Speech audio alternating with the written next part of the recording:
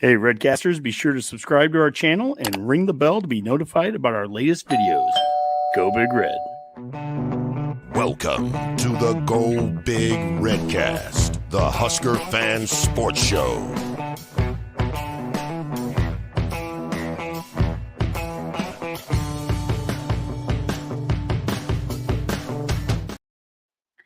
Hello, everybody, and welcome to the Go Big Redcast, the Husker Huddle edition. I'm Redcast Abbie. I'm going to be hosting today's Basketball 101 episode with a very special guest. I'm very, very, very thankful you agreed to be on, Matt Coatney. And if you don't know who Matt Coatney is, just listen. You'll recognize him. Hi, Matt. Thank you for coming on today. Abbie, thank you for having me.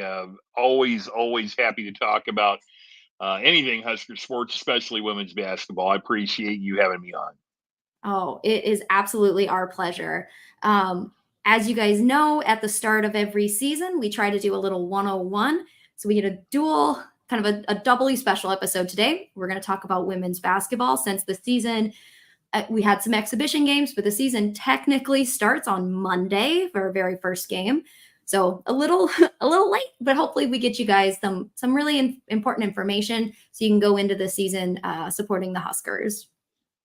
All right. So to start, I'm sure we'll hear some of those, Erica. Erica was so excited to have you on today, Matt. So to get started, as usual, we'll do our, really jumping the gun here. We're starting with my very favorite thing in the whole world is a PowerPoint about basketball. So what we'll do for this, if this is your first time watching or listening, is we have a kind of an overview of the team, the players, the coaches, the positions, things like that. And we'll just kind of do a basic 101. We're going to introduce you to who this team is, who these wonderful, wonderful athletes are, and then answer any questions if you have them in the chat. So we'll get started. I tried to combine these or put them together by their position group. It was kind of the easiest way, I think, in terms of talking about the sport. So we're starting with our centers. We have, of course, Alexis Markowski, who's our senior from Lincoln. She's on two watch lists this year. She's on the NASM Trophy watch list and the Lisa Leslie Award watch list. So Matt, the NASM is the kind of Player of the Year award, right? It's one of my favorites, and not just because I'm part of the academy that selects that team.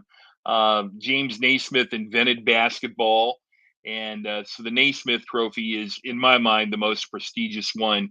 This is the third preseason that Lex has been on the Naismith watch list, and it's very prestigious because there's 50 people around the country that get on it. So you're going to find the best of the best get on there. And it's not just the major conferences. You're going to find some of the players in some of the mid-major conferences that maybe don't get as much publicity. And that's a huge gold star on their resume just to be on that preseason watch list. And Lex certainly deserves to be on there.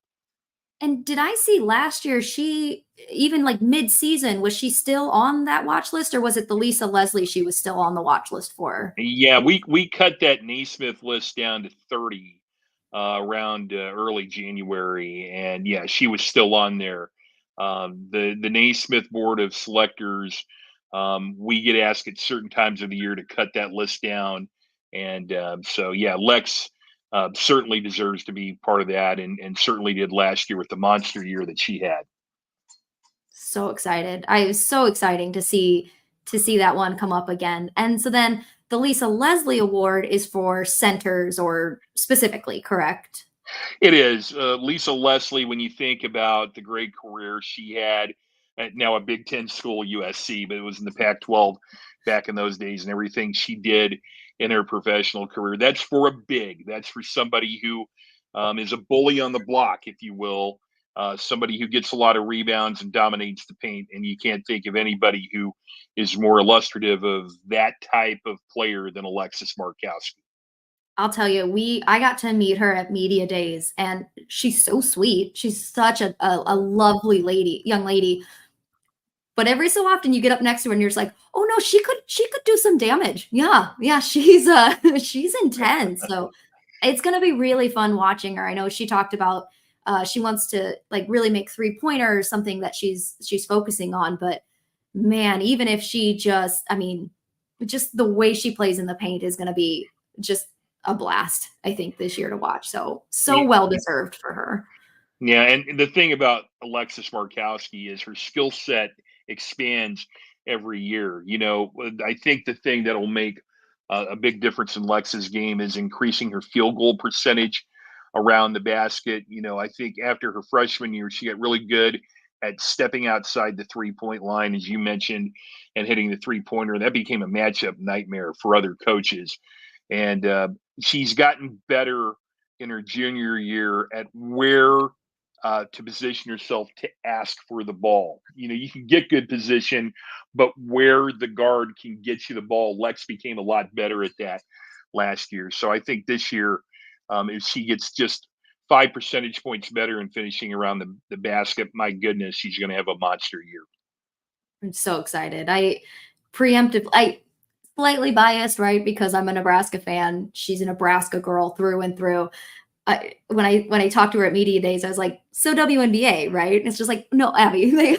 But it would be so exciting. I think, you're right. If she can kind of improve in just those little places, there's a spot for her. And she's so I'm getting way ahead of myself because we're not ready for her to leave yet. But No. It's really exciting to see what her future could hold once she's done here. But she's part of a great family. Andy Markowski had a great career for our men's team here, and that entire family is just they're what a family should be, basketball or not. And Lex is a big part of it. And she's one of my favorite people, whether she is all conference or not. She's just fun to be around, and I don't want to see her career end, so I'm going to enjoy this year.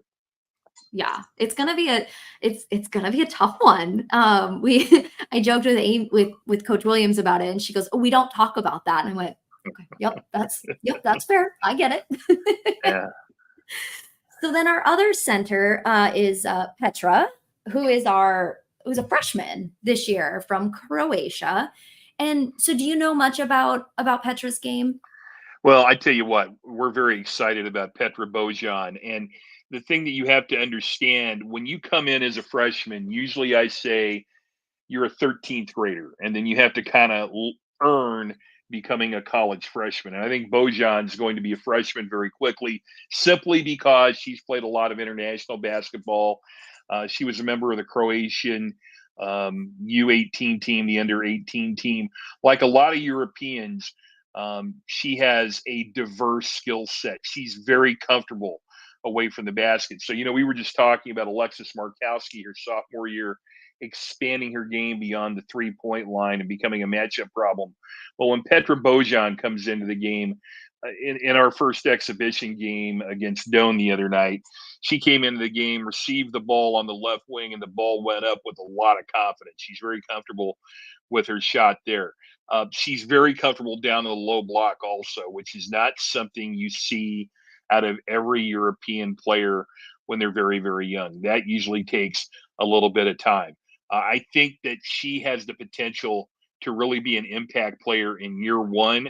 I think she's a hidden gem in the Big Ten, and I think fans are going to really enjoy seeing her because this was a position that I think everybody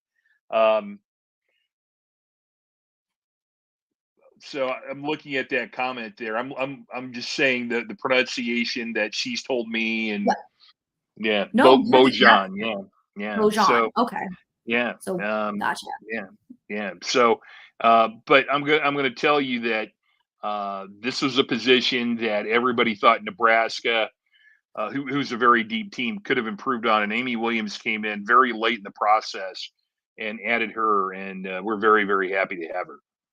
Yeah, I watched my boyfriend's really into has been into WNBA for a long time, and so I've slowly been getting into it, and even watching the Olympics and watching just the style of play that the European teams have. It's really exciting, and it's different than I think how a lot of American teams have played. So I'm I was really excited to see that. And even like you said, in the exhibition game, just the confidence of a freshman, it's amazing. And not like not like a Brit Prince freshman who is going to come in and be ready to go and that. So that was really fun. It was exciting to see, to kind of be able to watch these bigs do things that, maybe it'll be a little tricky for some upcoming teams. Well, I'm happy to have her here. And again, Nebraska leading the Big Ten in rebounding last year. You want to make sure that stays that way, because that's one of the reasons the Huskers had a very successful year last year was rebounding. And I think Petra is going to be a big part of what Nebraska can do on the inside. That's awesome. We're really looking forward to seeing that. Okay. So then moving on, we have our forwards. So the centers, we know those are our bigs. That's what we'll call them. They're not really centers in women's basketball. That's kind of a tricky one, but there are bigs down in the paint, doing a lot of rebounding and a lot of those kinds of shots. So we move to our forwards. And we've done this before, but can you put in like football terms or in other sports terms, what is a forward in basketball?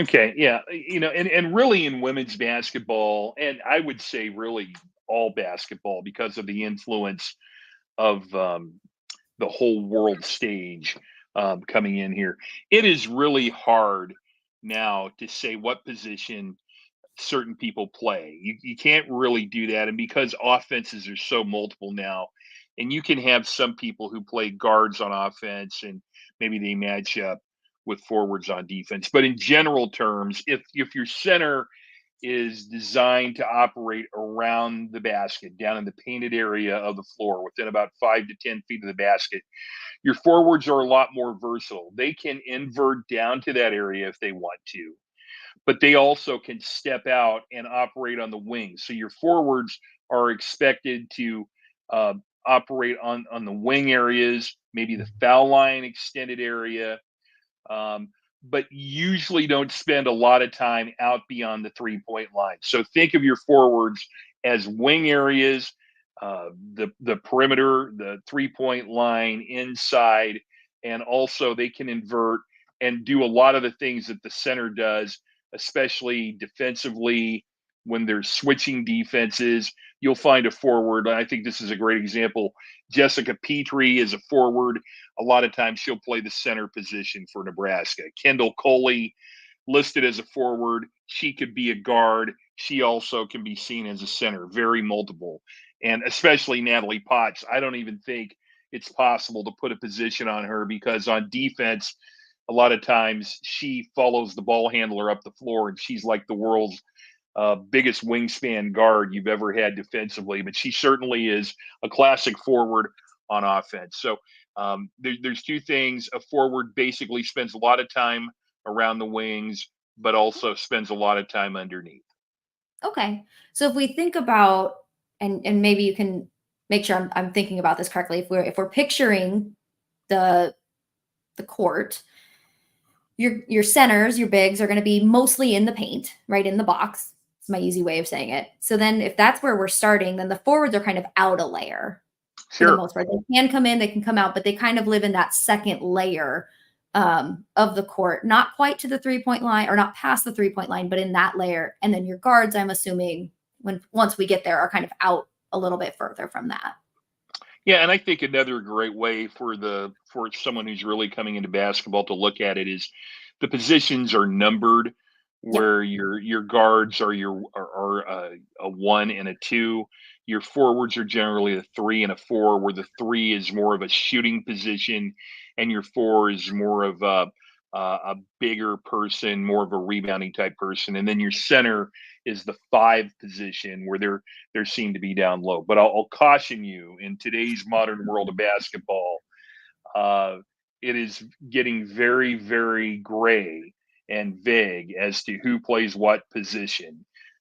You'll see a 6'5" point guard in women's basketball, which I never thought I'd see when I started doing this years and years ago. But in general terms, yes, your forwards are known as your 3 and 4 positions of the 5 number positions. Gotcha. Okay. So I like that. they're a little shiftier in terms of what they can do. Sure. Great. Okay. So then to review our forwards, you've kind of mentioned all of them. We'll do maybe just a quick thing. We've got Natalie Potts, she's from O'Fallon, Missouri. She's a sophomore. I have a deep appreciation for her. I live in St. Louis. O'Fallon's not very far away. So it's just kind of like, oh, she's kind of our local girl. And it's always fun living here. People here know her. And so when I talk about being a Nebraska fan, they go, oh, Natalie plays for them. And I'm like, yes, she does. Yeah, I know her. So I have a very special affinity for Natalie. And clearly she's a great pickup. She's our 2023 Big Ten co-freshman of the year. And I'm going to side-eye that co a little bit. But like you said, we have Jess Petrie. She's a sophomore. We another one of our Australian players.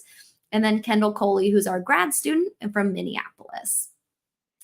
So I'll tell you about Natalie Potts.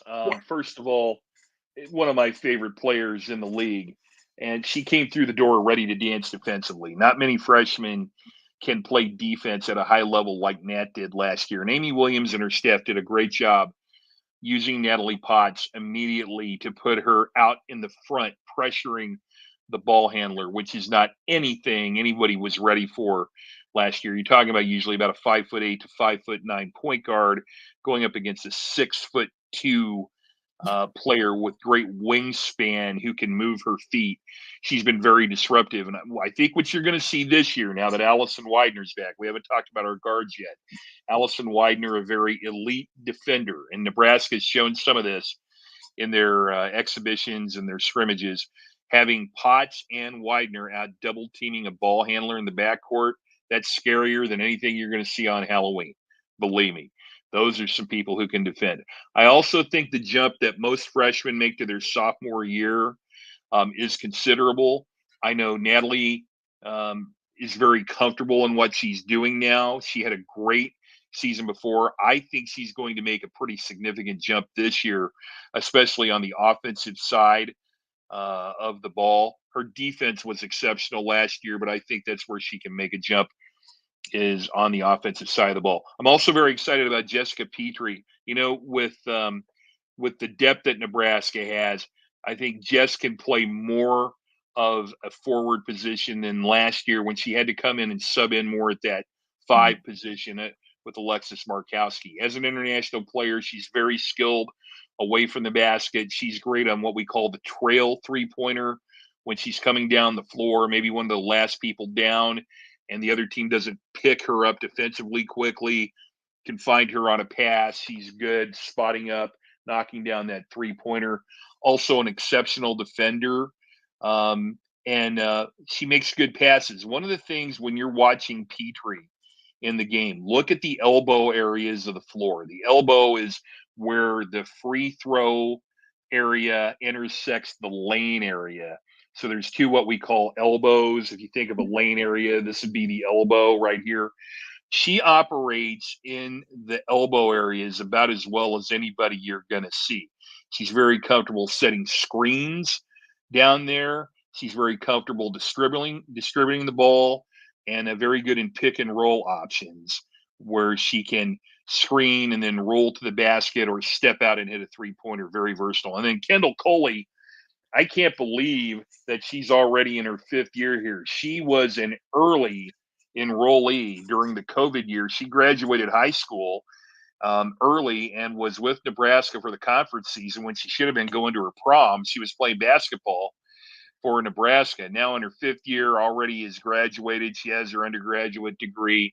Very versatile player, great basketball family. She can play a guard position. She can play an undersized center, but really she's a 3-4 forward and matches up very well. She had a couple of big games last year, was playing her best basketball in the postseason, especially in the Big Ten tournament. Kendall basically won the Michigan State game for Nebraska last year. So, and the great thing about Kendall is Nebraska does not need her, probably not going to be a starter, but when you can come off the bench with depth like that, well, you've got something, and she's a veteran. And that was one thing we talked about with Amy at Media Days, is that Kendall, like, her playing is unbelievable. It's her leadership that they've really come to love and appreciate a lot on the team. And that's such a big role for her, that she's constantly helping. So she's helping Natalie, even though that might mean Natalie gets playing time when she doesn't. She's always there trying to help coach up these other players. Part of it is because she's been playing, right? This is her 5th year playing it, but that she also just is a natural leader. And so that's one of the things Amy said she's really looking forward to, is to see how that leadership has grown and what it'll finally look like in her kind of last year with us. So that'll be interesting to see too, how that plays out, what that looks like for her. Yeah, it's always great to me when you see kids come in. And Kendall was 17 when she came here, but to see what a 17-year-old girl turns into a polished 22, 23-year-old woman at the end, those natural leadership schools. Just think about your own personal situation, how different you were as a senior in high school to when you'd already gotten your college degree. How much more mature you are, and that's Kendall Coley. Again, great basketball family. Her dad's a coach, and then her sister played at Iowa. Very cerebral about the game, and a great teammate. And everybody loves Kendall.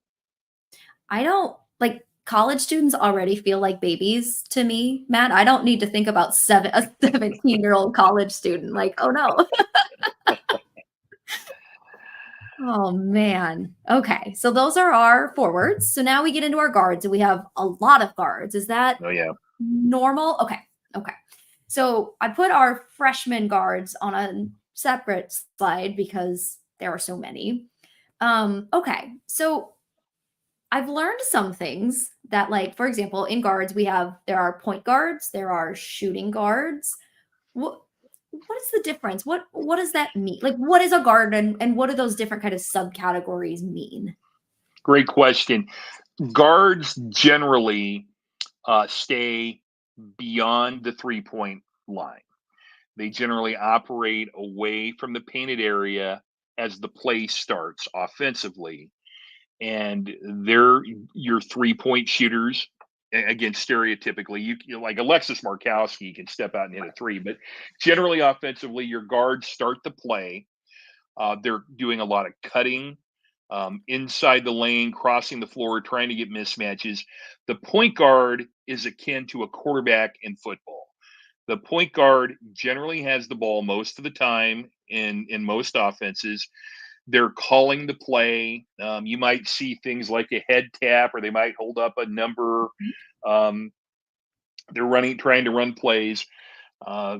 Nebraska's had some amazing point guards through time. Lindsey Moore, who won a WNBA title with the Minnesota Lynx and was part of a number 1 seed in the NCAA tournament. Rachel Theriot, who set the Big Ten tournament record with 18 assists in the 2014 Big Ten tournament championship run by Nebraska. These are classic point guards, and they're trying to set the play up, and generally they're your best passers. Last year, Jazz Shelley played the point guard. I wouldn't call her a point guard, though. You can have somebody playing point guard. Maybe they really aren't point guards. But I think Nebraska, and we'll get to Britt Prince here in a minute. I think they've got a true point guard that they're going to have. So your 1 is your point guard. That's your quarterback of your team. They're setting up the play. And also defensively, your point guard usually isn't involved in rebounding. They're trying to get back and protect the basket. Now, teams can change that a little bit, but usually either your point guard or your 2 guard is designed, and a lot of people miss this, but if a shot goes up offensively, look and see, don't even watch the shot. Watch who's running back down the floor to protect the other end for a fast break. Usually it's your point guard. You don't want to send a big down there, or a 3 or a 4.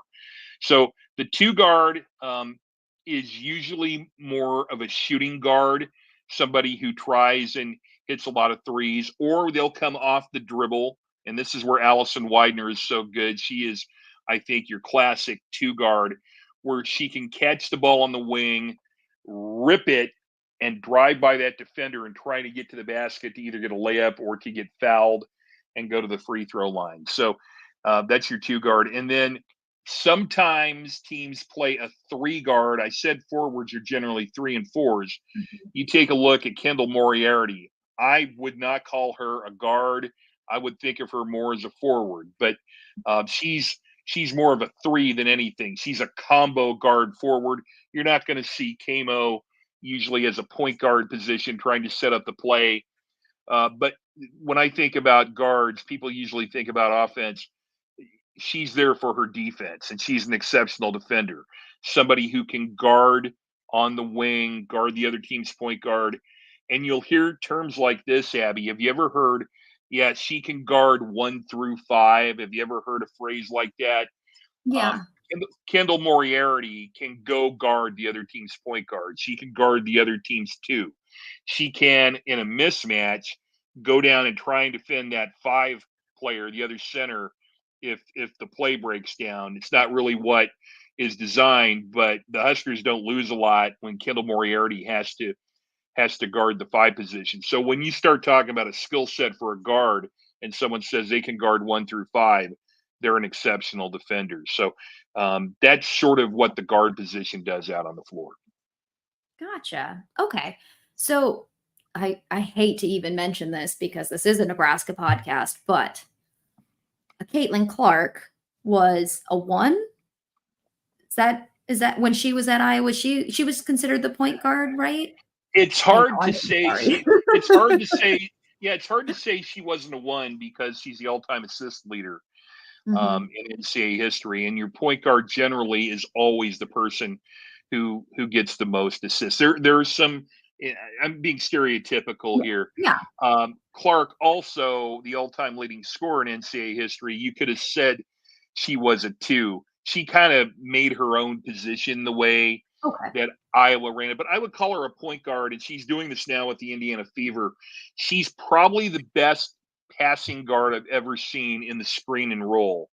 She did with Monica Sonano for 3 years and then a year with Hannah Stolke, and now she's doing it with Aaliyah Boston with the Indiana Fever, where she sees the floor so well and can deliver the ball off that screen and roll very well. So to define the position, you would call her a point guard, but some of the most exceptional players in basketball history are a little bit above the norms about, are they the 1, the 2, that type of thing. She probably would be seen to be more of a 1 point guard, primarily because she has the ball in her hands most of the time. Okay. So I'm just trying to think of like, how is the best way to kind of, again, painting with very broad strokes very broad strokes, call her a point guard then. Okay. Gotcha. All right. So if you're watching this, you can see who some of our guards are. Allison Widener's back. And I've been watching some of her videos on Twitter too, and I'm so excited. I'm so happy that she's back and seems to be ready, like not really playing tentatively, seems to be going all out. I'm so excited for her. Sorry, go ahead.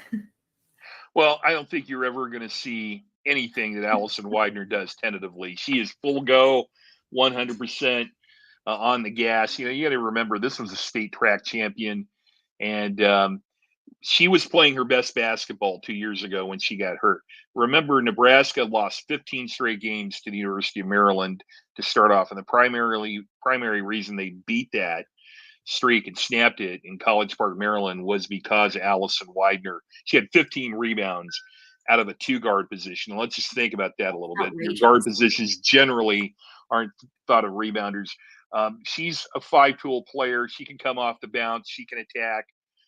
She can be the point guard if needed. She can defend 1 through 3 very easily. She can hit the 3. But what Nebraska has lacked with her being gone is somebody who can rip it and go from the wing and get to the paint.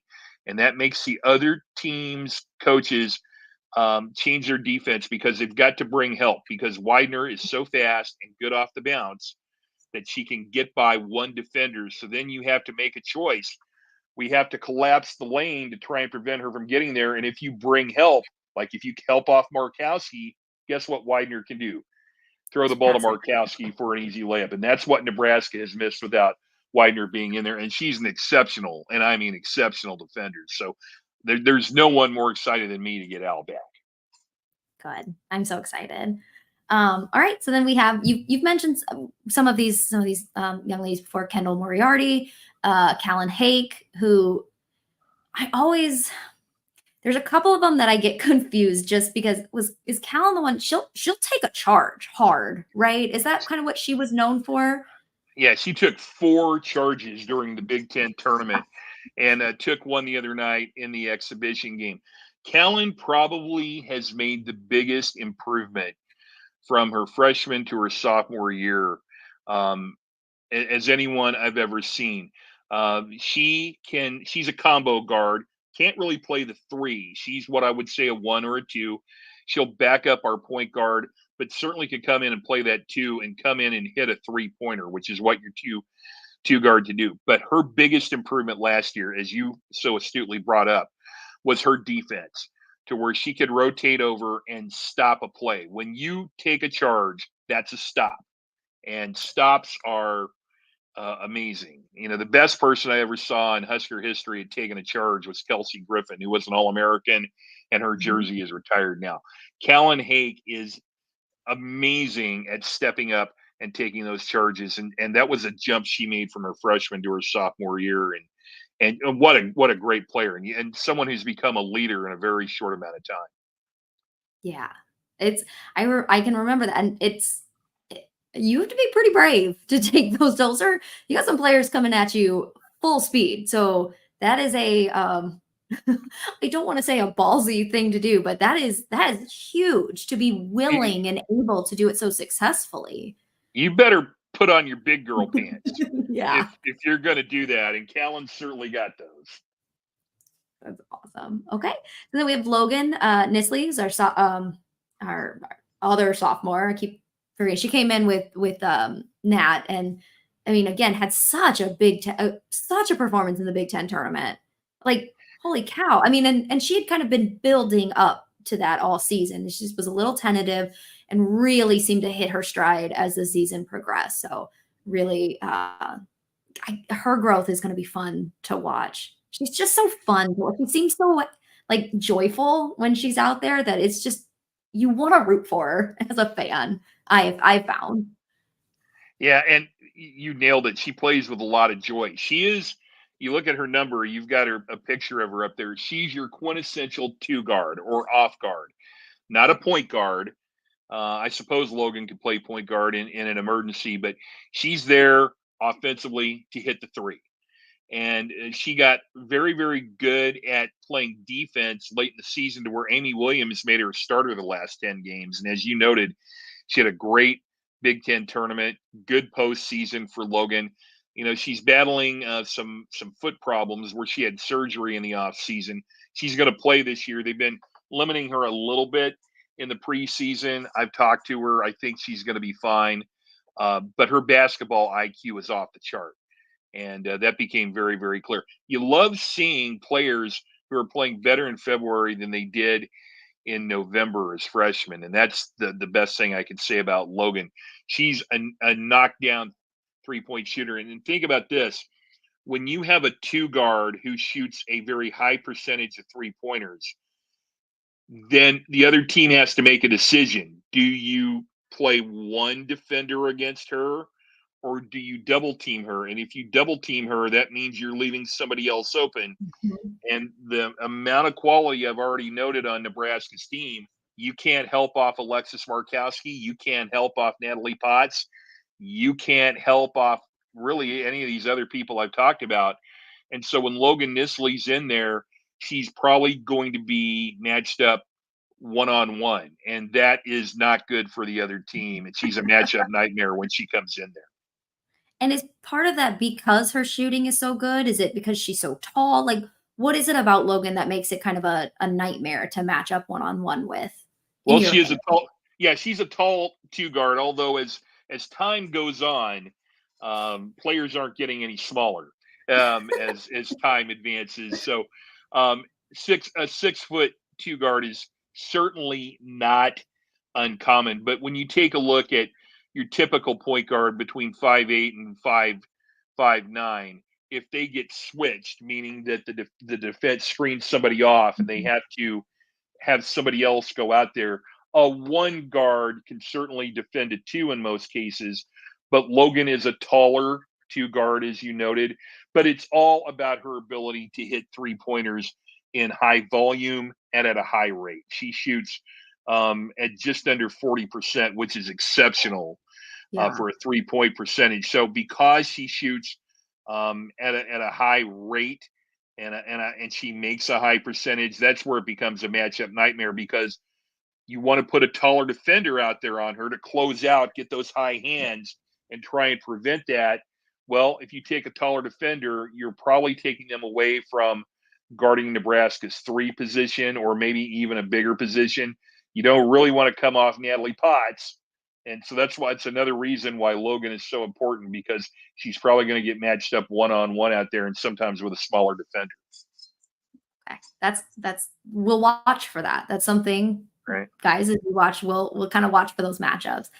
And then one of our very few transfers, we didn't really get a lot of transfers, it seems like, this year.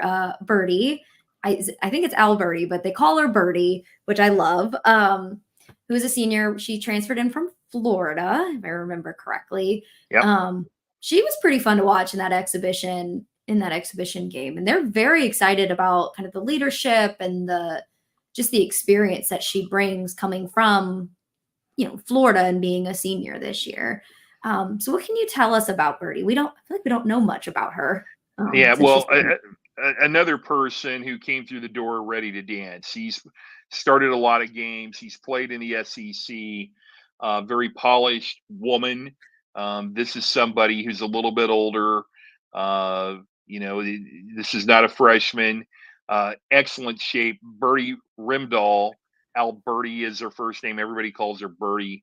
Has played a lot of international basketball, being from Denmark.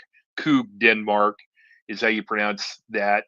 But she was signed, and it's a different world these days with the transfer portal. You lose somebody like Jazz Shelley, and you think, well, we're not going to replace somebody completely as good as Jazz was, but what are we missing here? Well, we need a 3-point shooter, because that's what Jazz really was doing.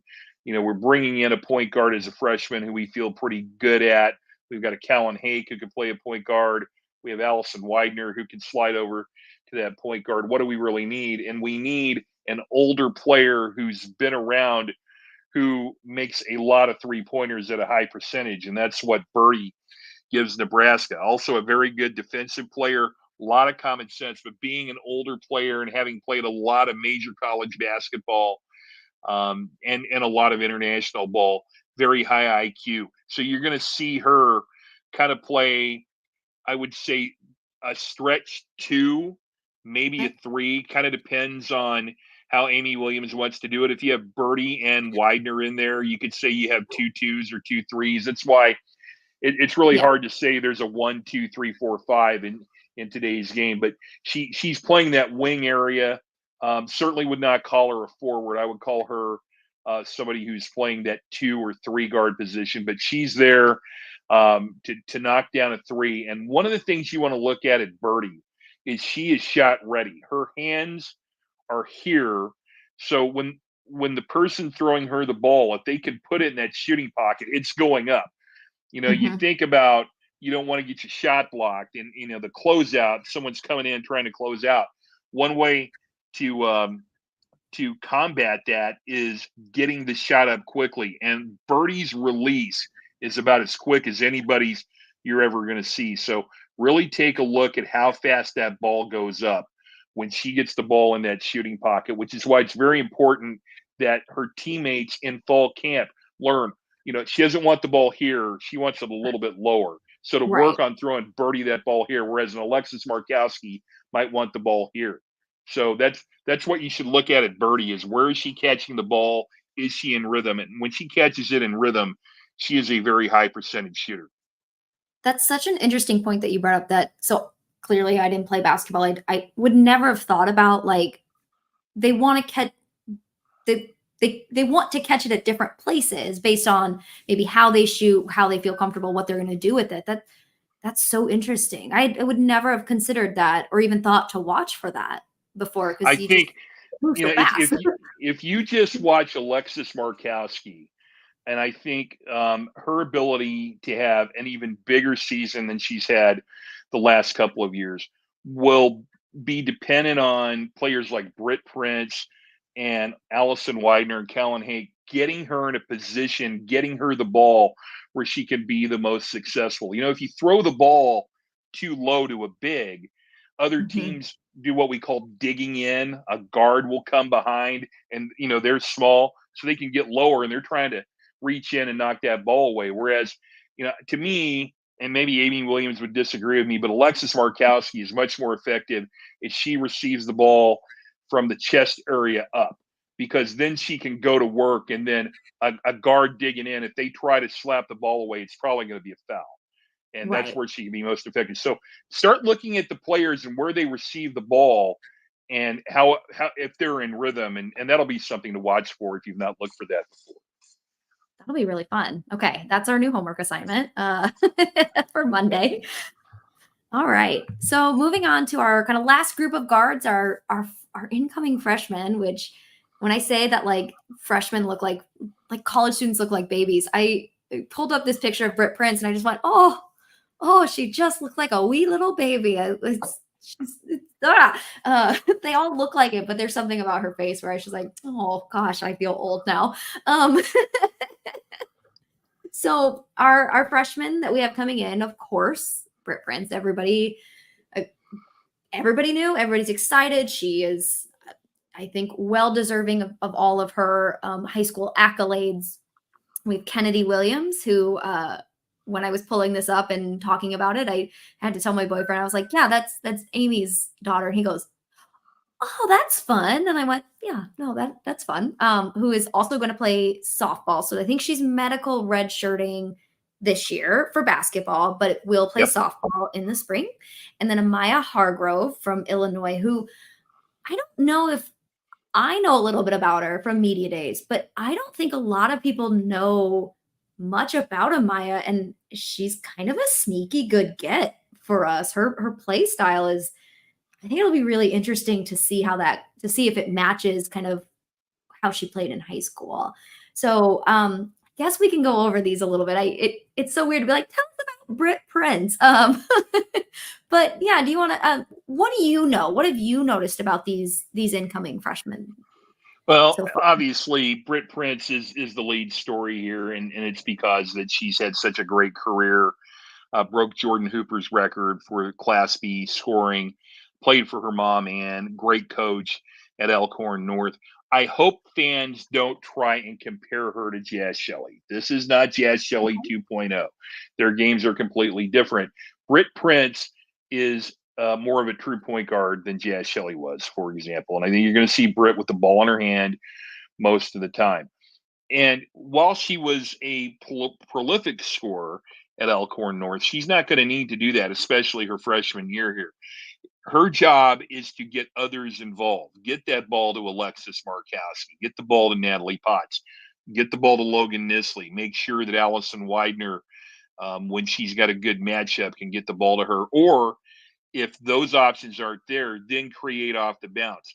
The number one thing that's impressed me about Britt Prince, I was not worried about her offense at all, was is she ready to play defense at the major Division I level? Because she's going to have to play against some of the best players in the Mhm. nation on at guard. For example, she's going to get matched up with Juju Watkins, who's probably going to be the National Player of the Year at USC. There are some exceptional wing and guard players in this league that Britt Prince is going to have to guard. She is the one thing I would ask everybody to look at. She is a very conditioned athlete, and that's not always something you see at the freshman level. Very confident with her skills on the floor. She's probably a little bit farther ahead defensively than I thought, because it's hard to judge defense when you just watch somebody play high school basketball. But her defense is a little bit farther ahead than I thought it would be. Still is going to have to improve based on level of competition. So that's who Britt Prince is. But I want to tell you about Amaya Hargrove. Okay. Yes. If you don't know who that is, you will very soon. And she is not a guard. She is a 3 or a 4. She's six Okay. foot 2, and she goes and gets the ball. She's going to be a rebounder. And as you pointed out, she played at a very small school, Class 1A in Southern Illinois. But don't let that concern you, because her summer ball was with was with elite teams. Yes, for her high school team, she had to do about everything. So she was a prolific scorer and a prolific rebounder. The number one thing that I love about Amaya Hargrove's game is watching her feet defensively. Very rarely have I seen anybody move their feet, what I call the push step, where you're in a stance, you stay squared up on your defender, and you move laterally without tripping or losing your base. She is a physical specimen, and that's only going to get better with weight training and nutrition, and and growing a little bit as age comes on. She's going to help Nebraska immediately as a rebounder. She can come off the bounce. She can hit a shot from the outside, but she is a physical specimen, and I drool when I see her because I know Nebraska is not going to count on her to be a star this year, and I think she might turn into one. I think she might surprise people around the league, kind of like Natalie Potts did last year. Yeah, and that's kind of the vibe that I got is that similar to how like you talk about Brit is very conditioned. Amaya is an athlete. Like Amy Yeah. talked about how she was the most athletic player on her team to the point where she told this really funny story about how they had to get her into the no, you can't just let them get ahead of you and then you chase after them because it's not the same level of athleticism. Right. And she just goes, oh, that's how I did in high school and was so good at. So I think Amaya, that's why I think she's a sneaky get. She is an athlete. Like I'm excited to see how, like you said, how she grows within, once she starts lifting and all of the nutrition and just the experience of playing at this level. She's kind of like, I think we're on the same page. She's kind of under the radar for a lot of people. And so God, I just, again, to hear just like another kind of, not another Natalie Potts, but in the way that Natalie surprised a lot of people. Yeah. It was so fun. So I was glad that that's kind of confirmed that you have similar feelings about that. She's going to be fun. I'll tell you this.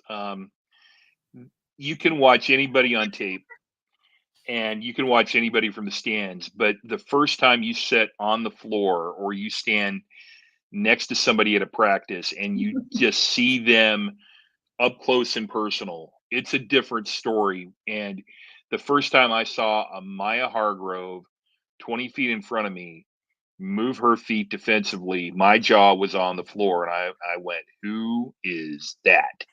It was that impressive. And again, it didn't take long for me to say, well, we've got something here.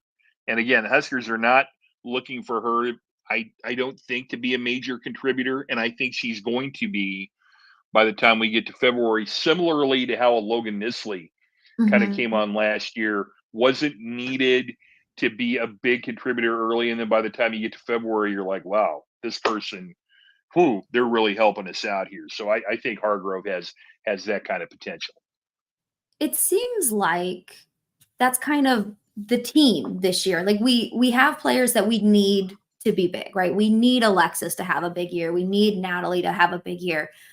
But it really feels like we also have a lot of players who, and I know what I'm trying to say, and so I'm hoping it comes out. We don't have to have them be big, but they're probably going to be. And that's got to feel like a good place where you're not reliant, especially on freshmen coming from smaller schools, which same with Elkhorn North, kind of a smaller school. Probably not quite as small as where Maya came from, but that's got to feel really good. Very, I don't want to say comforting because it's basketball, who knows, but that's got to make you feel good coming in that we don't have to have one freshman play exceptionally well in order to make that impact. That it's kind of a committee, essentially, that's the way that the team has been set up to where, again, I hate to say, but like, you don't have to have a superstar in order to be successful because we have a team that will work well together. Is that an accurate feeling of it? Yeah, you're spot on, Abby. And think about, and this is taking nothing away from Caitlin Clark's teammates last year, but think about Iowa without Caitlin Clark last year.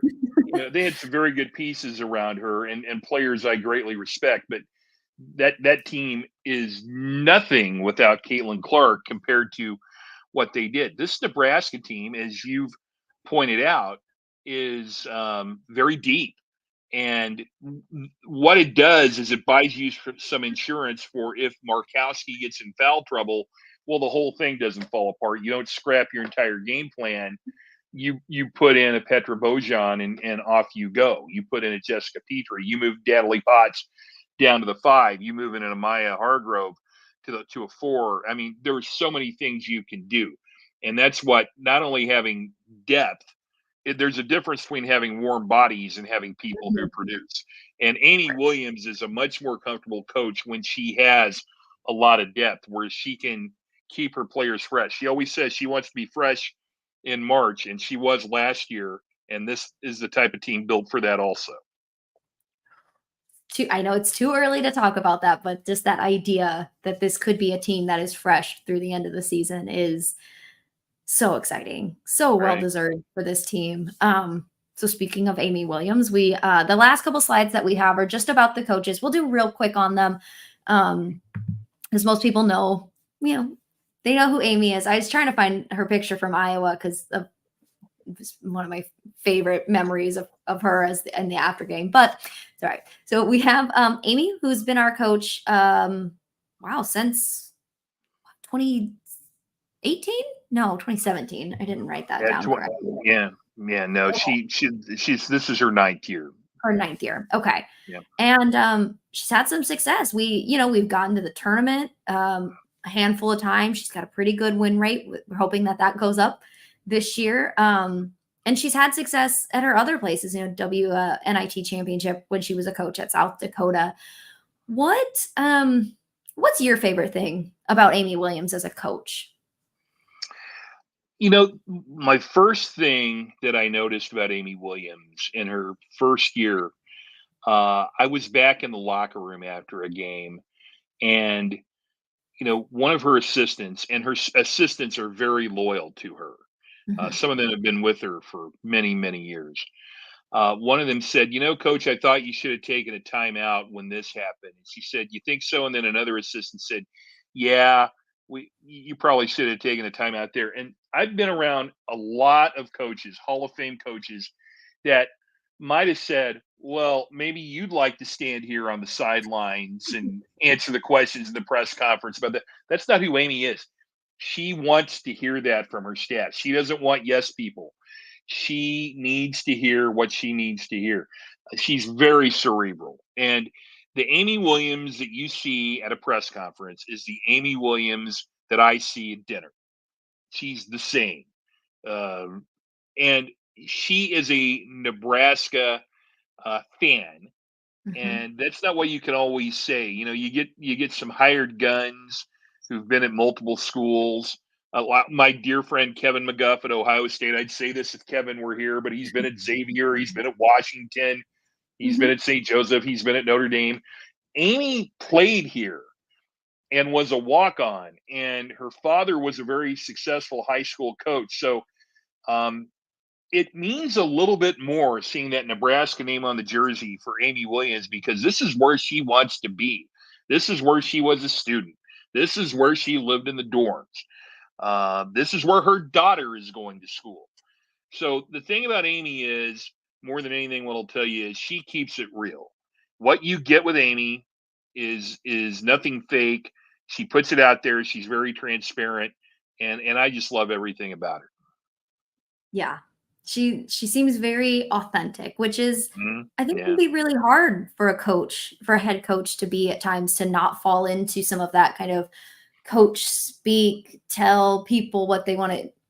The few interactions that I've gotten to have with her, it just felt like you said, like you can tell she clearly knows a lot about this game and she has a viewpoint of it, but that she's always wanting to learn, and it feels very real, and that was very comforting. The first time you get to meet her, that she's not standoffish. There's no air about her. She's just like, yeah, no, this is who I am. This is how I coach. This is how I talk about it. And I love that. And I have to imagine that's, well, I'm going to imagine it because it's my team, that is well received by the players. It is. She is a reflection her team is a reflection of who she is, which you'll find most teams are a reflection of their coaches. They play with confidence. They play hard. They're very cerebral. They're tough. The team is very transparent. It's a fun bus to be on. I always say I can judge how a season is going to go on the first road trip when I get on the bus. When we're getting off from the airport, we get on the bus. Her bus rides, her teams are fun to be around. That's a direct reflection of Amy Williams. Yeah. And you can tell the way they play that they're having fun with each other. And even when last year, even when times got kind of hard, you could see that. And so that's great. Good. I'm glad. I mean, it's like, sometimes that can be an act that you can put on for other people. So it's always nice to kind of hear that confirmation of like, no, nope, that's really how she is. I love Amy. She's, biased aside, one of my favorite there's other Big Ten coaches in women's basketball that I really like. And I'm like, I wouldn't be mad if that person was our coach, but God, I love Amy. I just love Amy Williams so much. She's the best. Okay. So quickly, our assistant coaches, you talked about it. Tandem Mays, she's been with Amy the whole time, basically, since I think she was with her at South Dakota as well. And they go back even before that when Amy recruited her when she was at Tulsa. They go back a long way. Not a sweeter person than Tandem Mays. The players love her. I think that's the thing is all the players look at this staff and they respect them. They feel like they can talk to them, that they're all respected as human beings. That's the number one thing I think about this entire staff. That's so important. And especially in kind of with the landscape of college sports and women's college sports, that's such an important component that probably has changed. I don't know if it has at Nebraska, but across college, it's changed, that relationship that those coaches have to have with one another and their head coach and their players to try to maintain that. It is. And this staff, as I said, they work so well. They're together. You don't see any backbiting. Let me tell you what, when you get to February, I've been on a lot of buses and hotels and practices in February. Everybody's had about enough of each other, usually. Yeah. But this team is built for February and March, and usually that's when they're having the most fun. And that's another thing I really respect about the staff is they know what their roles are. They're there 100% to support Amy and this team. And the frustrations of February have not really been there with this staff since Amy got here. And I think it's reflected in what they've done. It's very evident. Yeah. That's so important. And like you said, you'll not just for the morale, but then for what we see on the court as well. Okay. So the last slide is just a couple like preseason things that we've selected out. A little disappointing. I'll be honest. Again, my bias. It's fine. A little disappointing in some of these. We did have one preseason All Big Ten team member, both coaches and media, which was Alexis Markowski. I'll be honest. I mean, maybe because the league is expanding, I was a little surprised that Natalie wasn't on there. But that's okay. It's just preseason. She was on my ballot, but we're only allowed to vote for 10. Okay. Oh, okay. There's 18 teams in the league. Yeah. And honestly, I could have put the UCLA and USC starting lineups and handed in those 10.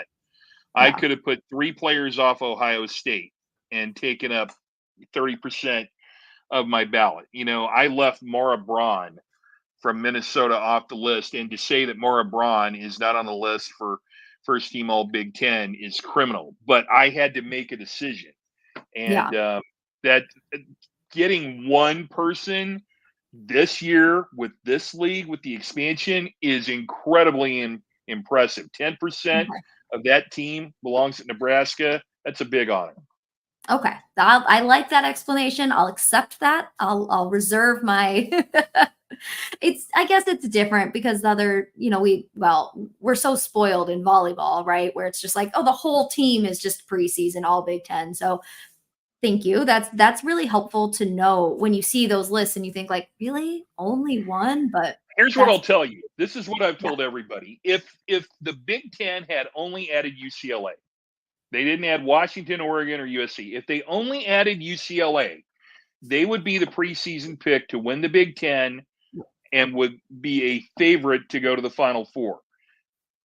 But they're not only not the best team in the Big Ten preseason, they're not even the best team in their town.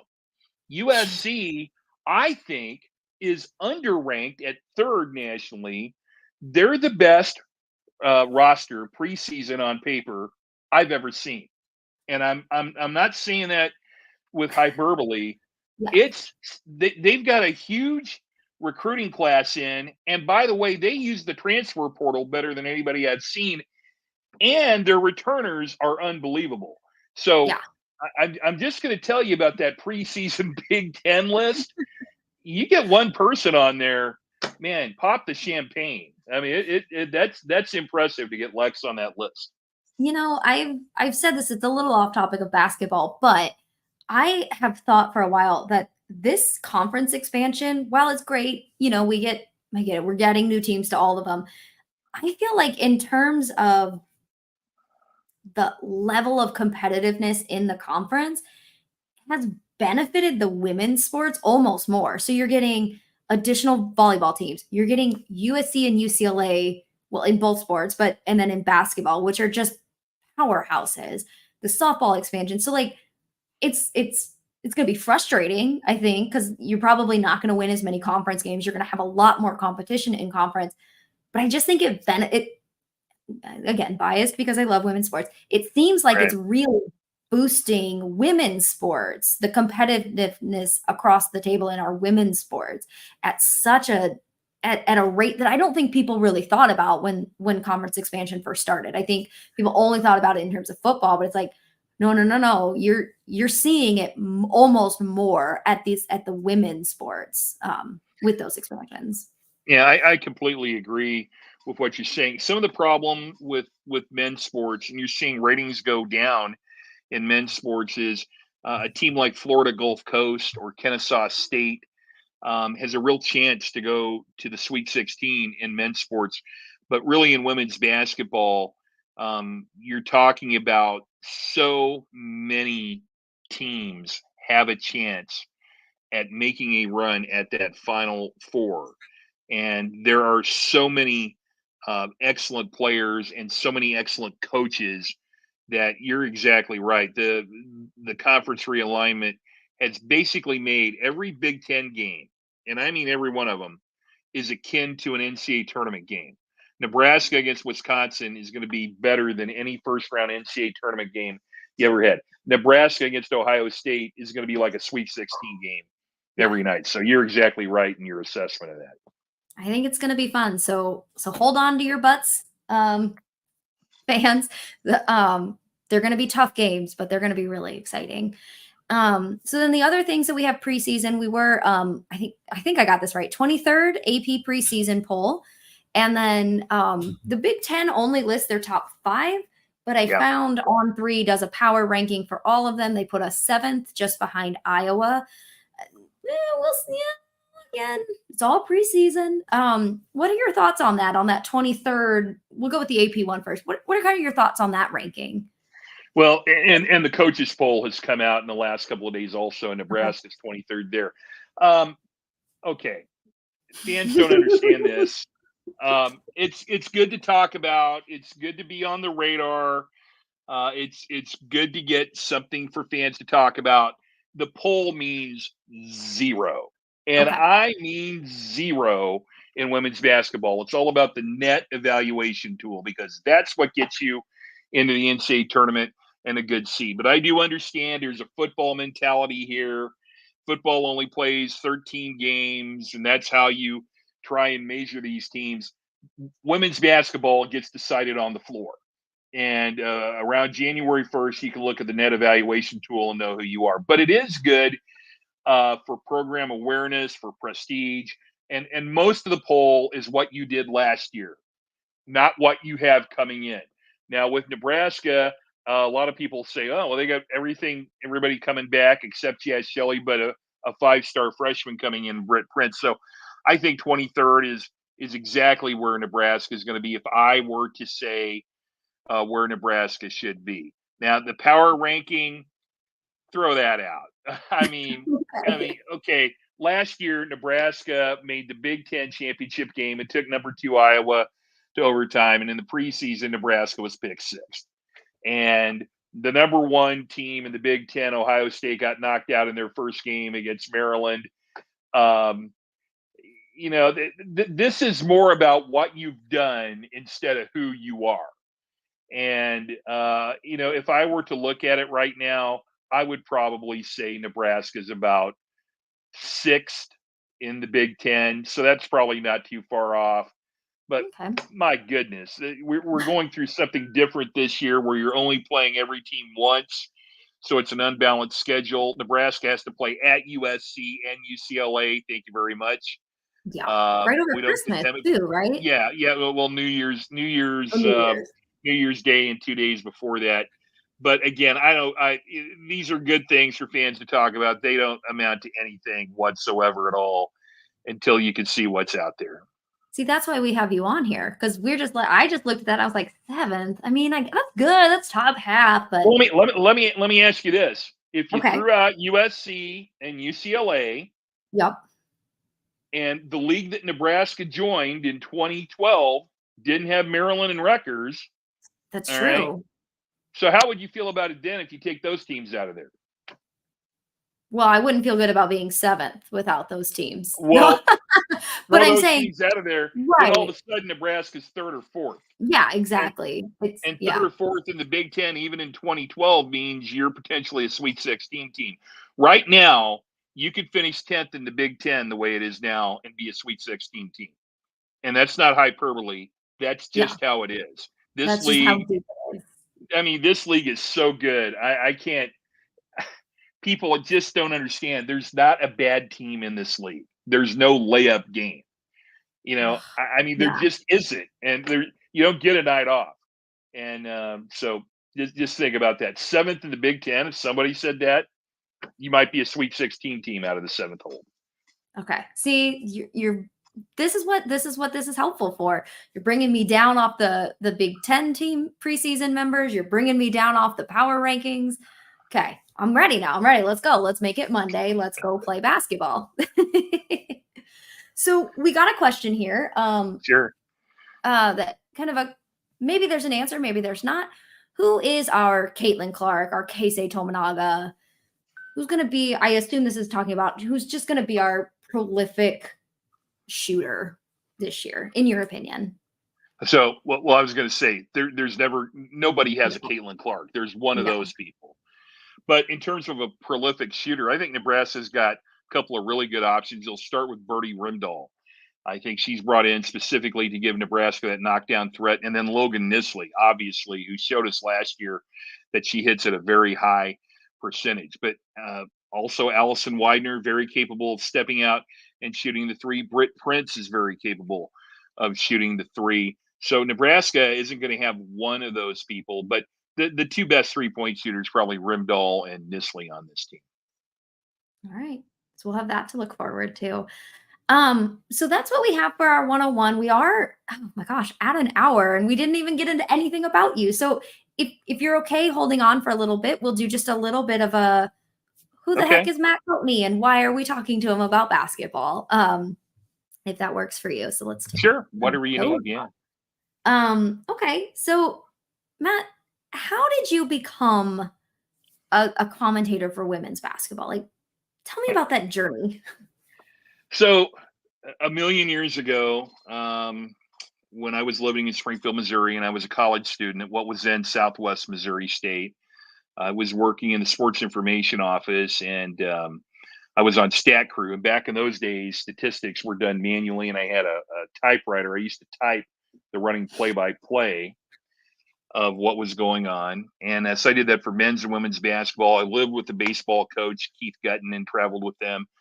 But also I had won 2 Missouri State High School broadcasting championships at Kickapoo High. And that turned into a job at a local TV station. I became a TV sports director at age 19, covering local high school sports And I also was doing small college and high school sports on the radio.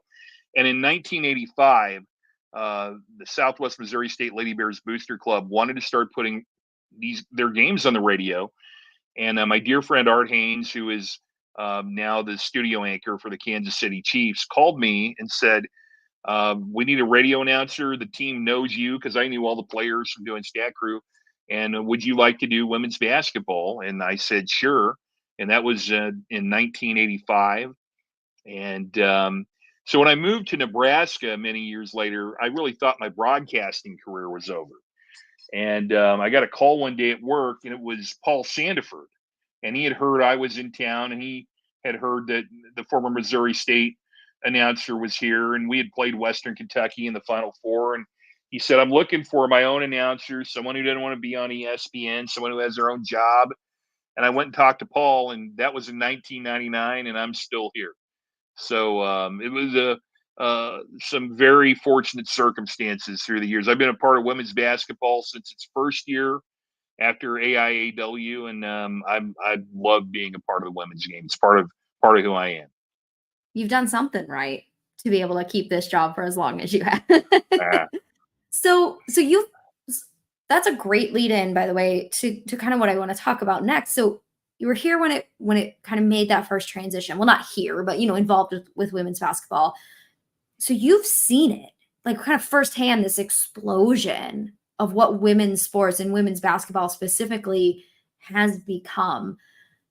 What is that like? You're in it, right? Like, you're not a player, you're not a coach, whatever, but you're in it. You're experiencing it, you're witnessing it, and you're a part of it. What is that like for you? Very gratifying. I've had some very sexist things said to me through the years. Things like, well, do you think they'll let you do the men's game someday? And I think, why in the world would I want to do that? I love what I do. I've filled in on public address for Husker baseball, and people said, we didn't know you knew anything about baseball.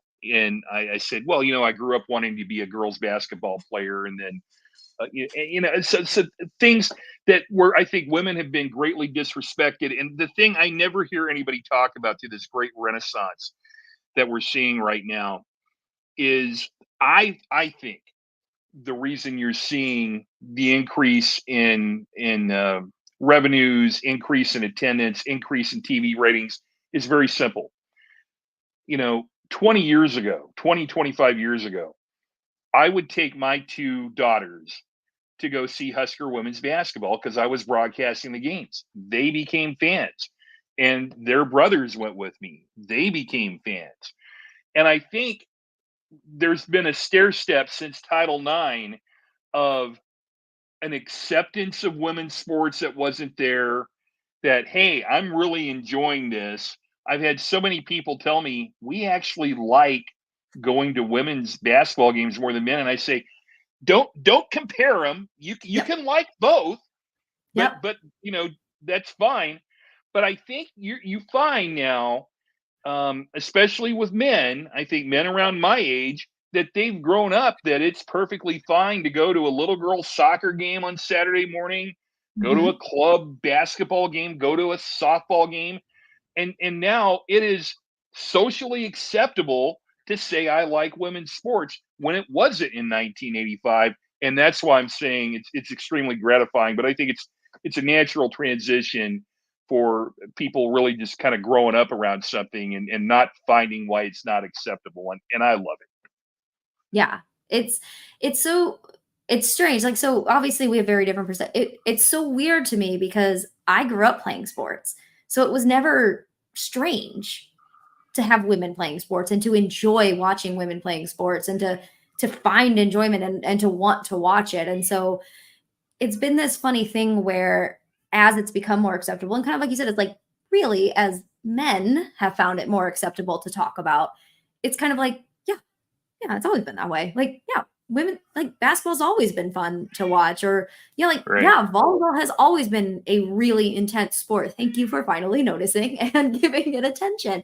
And so I think that's that's such a great comment. And I think, like, we had Amy Just on the podcast last, and I think her kind of reaction to it is so similar to mine, where it's like, well, we grew up with it, so we always knew.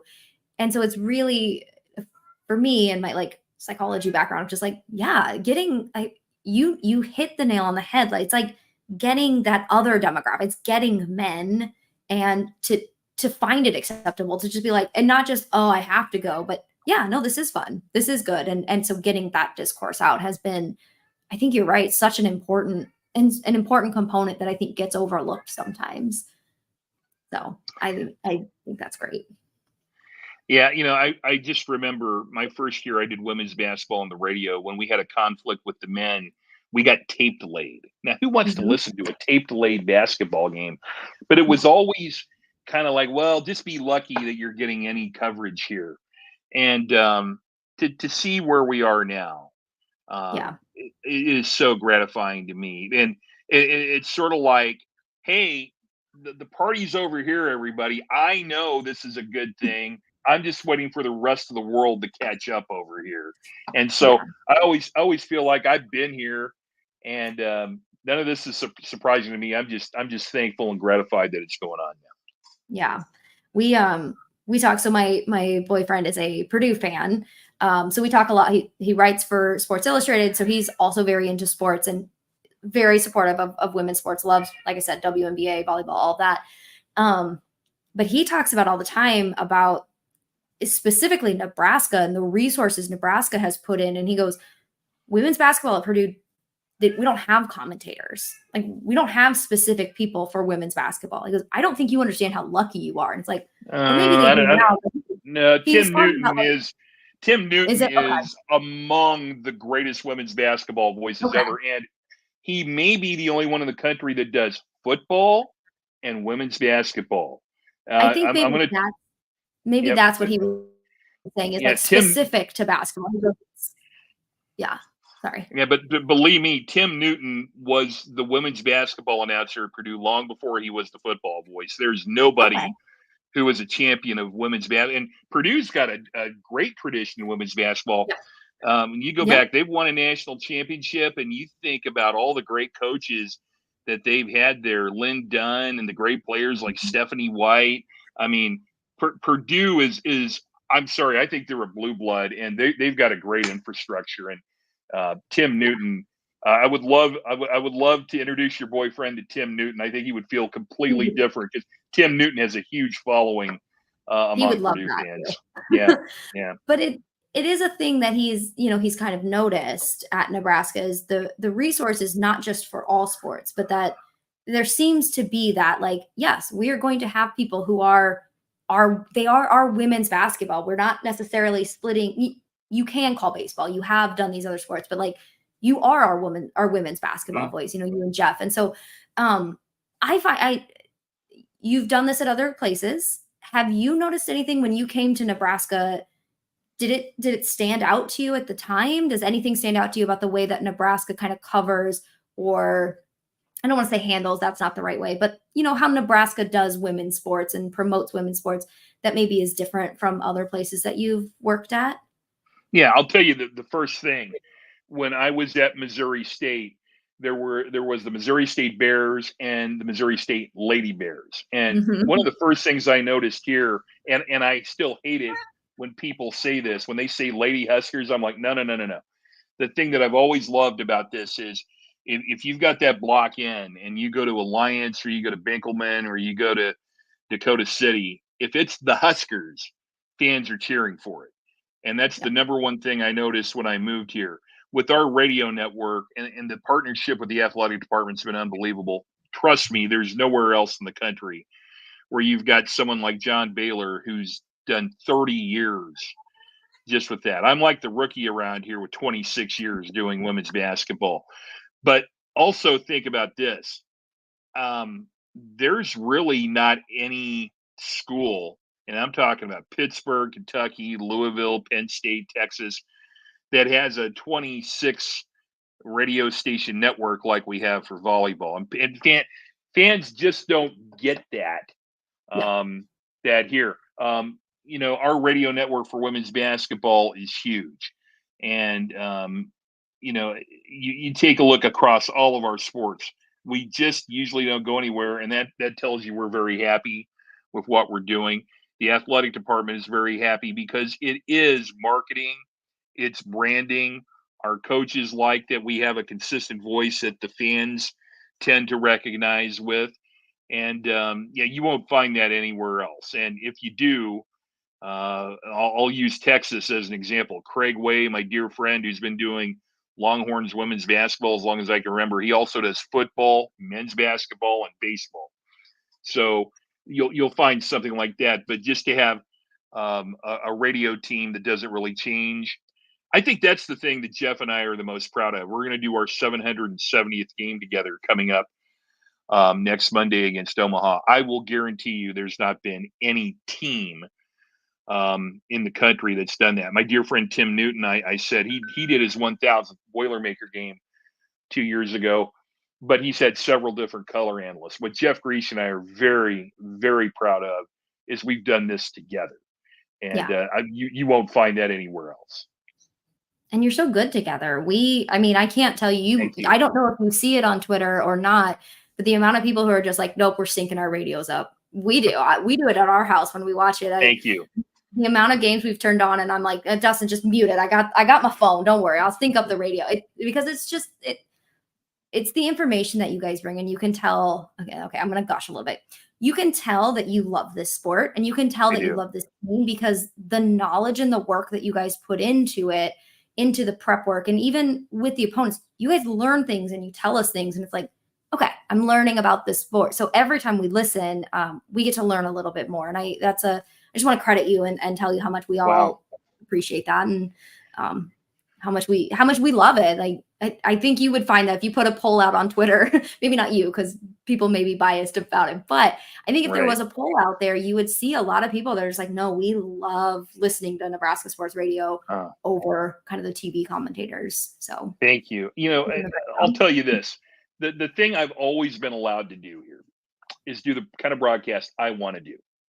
And you know, we're going to give you the Nebraska angle, obviously. You know, I had a question from a national reporter before the Iowa game on Super Bowl Sunday when Caitlin Clark was in a position to break the all-time scoring record. And they said, how are you going to change your broadcast in anticipation of this? And I said, whoa. My fans want to know about Jazz Shelley and Alexis Markowski. Obviously, it's a storyline, but this isn't the Iowa radio network. It's the Huskers radio network. So Fox TV has a job to do. My good friends over, Rob Brooks at Iowa, he has a job to do on his, but we're going to cover the Nebraska end. Now, that said, look, there's a lot of rivalries out there. I am good friends with most of the coaches in this league. You know, when Joe McEwen comes here from Northwestern, he always gives me 10 minutes. Brenda Fries is an unbelievable coach. So I am a women's basketball fan. You know, I vote on a lot of national things. So while I want Nebraska to win every game, and that's not going to change, I am very interested that we're giving you accurate information. And so I appreciate that you said that, because that's very important to me also. So thank you. Yeah, I think you can tell how much, like I said, that you guys really love the sport as a whole beyond just kind of the team. Okay, so I have kind of two questions. Well, they are two questions. Okay. Semi-related for us to maybe go off on. What has been one or two of your favorite games that you've called? And then the second kind of part of that is, which game are you most excited for this season? Okay. It's a tie in terms of my favorite game. The 2005 Baylor win in triple overtime, I think, put Nebraska women's basketball on the map. Gina Johansson played the entire game. Kiera Hardy played out of her mind with 37 points. We had a freshman that we didn't think was very good named Danielle Page, who had to come off the bench and play 44 minutes, and she ended up being an Olympic medalist and one of my dear friends now. And that Baylor team won the national championship that year. And it's really the first time I think that the power of the internet really hit me. When I first started calling games on the radio, I knew my audience was within a 50-mile radius of the radio tower. And I was getting messages from literally all over the country when, people started seeing that score that Nebraska was in overtime against second-ranked Baylor. That game still brings chills to me. And I can't tell you which one is my favorite between that and the triple overtime game at Purdue, the first year in the Big Ten, where Emily Cady hit the most famous shot in Husker history with that off-balance three to force the second overtime. And then Lindsey Moore hit 2 Scud missile threes right in front of me. And I mean right in front of me. And if you talk to Purdue, any of those people there will say, obviously we hated losing that game, but that's the best game we've ever seen. And it's one of those two. Okay. There's been some individual moments, but those will be that. Those are pretty good choices for great games to have called. So we'll give you the pass on not being able to decide, I guess. Okay. And then your second, the game this year, I hadn't really thought about that because honestly, and this sounds like coach speak, I'm worried about Omaha right now. That's the next game. But if I had to think about it, I think a measuring stick game is always Maryland. I think that Nebraska last year beating Maryland twice tells you that you're pretty good. Maryland has been the measuring stick in this league for a long time. I think Brenda Freeze is probably chuckling in College Park. The people are overlooking her team, and they're looking at Ohio State and USC and UCLA, and she's brought in a lot of really good transfers. So that would be a measuring stick game. And then Nebraska plays Iowa twice, and I think a lot of Husker fans are going to be revved up for that one.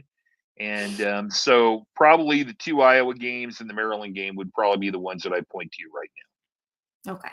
But starting with the Omaha game. Well, I've never known a coach who, if I ask them a question like that, they'd be like, all we care about is the next one. And I've been around it so long. Always, yeah.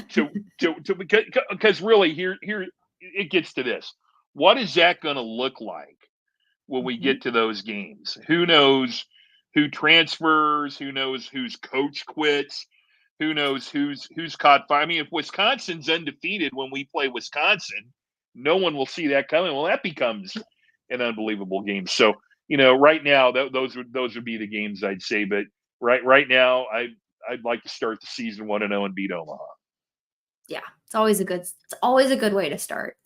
Well, Matt, I really, really appreciate you coming on and giving us extra time from what we normally do. Sure. I really do. And again, I don't mean to be like, oh, such a big fan, but really as somebody who I have over the years just come to find very comforting during games because I know what I'm getting and I know that I'm going to learn things. I really, really appreciate you taking the time to teach us about basketball, about this team, and to tell us a little bit more about you. It's always nice, I think, to get to see the person behind the voice. And I'm gonna ask you, I'm gonna ask you for our parting shots to give us one. We get loosened up here, yeah. Gotta get the throat up. Before you do that, let me do my parting shot. It is that our very first game, like we said, is Monday, November 4th at noon against Omaha. And take it away, Matt. You betcha. Go Big Red, guys.